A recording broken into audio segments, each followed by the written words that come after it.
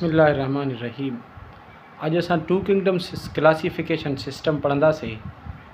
ॿिनि kingdom classification system में जानदारनि खे किंगडम्स या बादशाहनि में विरायो वियो हुयो। पहिरीं बादशाही आहे जानवरनि जी बादशाही, ॿी बादशाही आहे ॿूटनि जी बादशाही।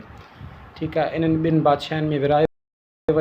इन्हनि बादशाहनि जे विराइण में जेको मेन मयार हुयो उहा हुई जीव घरड़े जी भित। जंहिंमें बि जीव घरड़े जी भित हुई उहा ॿूटनि जी बादशाही, जंहिंमें जीव घरड़े जी भित न हुई उहा जानवरनि जी बादशाही। ठीकु आहे, ऐं उन में ॿियूं जेके ख़ासियतूं हुयूं उहे इहे हुयूं त ग़िज़ाइयत जो बुनियादु ॾिठो वियो। जानवरनि जी बादशाही जेका आहे उहे ख़ासि करे ॿियनि ते भाड़ींदड़ हूंदा आहिनि, ऐं वरी जेके ॿूटनि जी बादशाही हुई ख़ासि करे पंहिंजो खाधो उहे पाण ठाहींदड़ हूंदा आहिनि। ठीकु आहे, उन खां पोइ ॿी नंबर जेका ख़ासियत ॾिठी वई हुई त उहे जेके जानवर आहिनि उहे ॿाहिरें तहरुक खे जेको जवाबु ॾींदा आहिनि उहो तेज़ हूंदो आहे।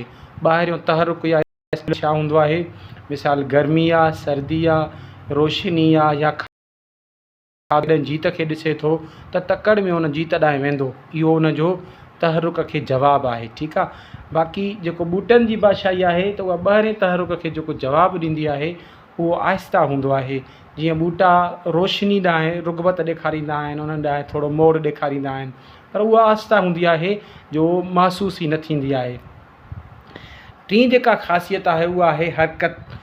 जेका जानवरनि जी बादशाही आहे उन्हनि जी जेका हरकत हुई उहे स्टिमुलस ॾांहुं हलिया वेंदा आहिनि। जीअं मां तव्हांखे ॿुधायुमि त ॾेॾर जॾहिं जीत ॾिसंदो त जीत ॾांहुं हलियो वेंदो। ठीकु आहे, या जेकॾहिं ॾेॾर जेकॾहिं नांग वग़ैरह खे ॾिसंदो त नांग खां भॼंदो, त तहरुक ॾांहुं। इहा जेको आहे हिननि जी ख़ासियत आहे। ॿूटनि जी जेका ख़ासियत आहे त उहे तहरुक जेको उन्हनि जो हरकत हूंदी आहे उहा सिर्फ़ु उज़वनि जे हिसनि ते हूंदी आहे।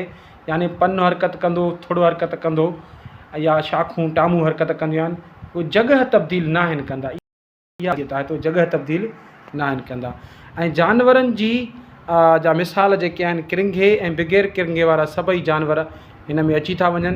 ॿूटनि जी बादशाही में बैक्टीरिया, अलजी, फंजाई, इहे पहिरियों जॾहिं ॿ किंगडम सिस्टम बैक्टीरिया, अलजी ऐं फंजाई ऐं ॿूटा, इहे जेके हुआ जेको आहे न ॿूटनि जी बादशाही में रखिया विया हुआ। पहिरें जॾहिं सिस्टम ॿ किंगडम बादशाही ठहियूं हुयूं, किरंगे वारा ऐं बग़ैर किरंगे वारा जानवरनि जी बादशाही में रखिया विया। बैक्टीरिया, अलजी, फंजाई ऐं ॿूटा, इहे वरी ॿूटनि जी बादशाही में रखिया विया। यानी पहिरियों दफ़ो बैक्टीरिया,